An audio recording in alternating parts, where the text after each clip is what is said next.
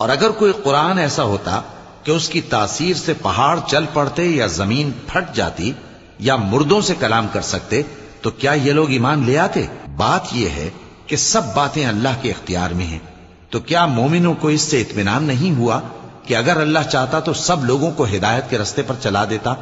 اور کافروں پر ہمیشہ ان کے اعمال کے بدلے آفت آتی رہے گی یا ان کے مکانات کے قریب نازل ہوتی رہے گی یہاں تک کہ اللہ کا وعدہ آ پہنچے۔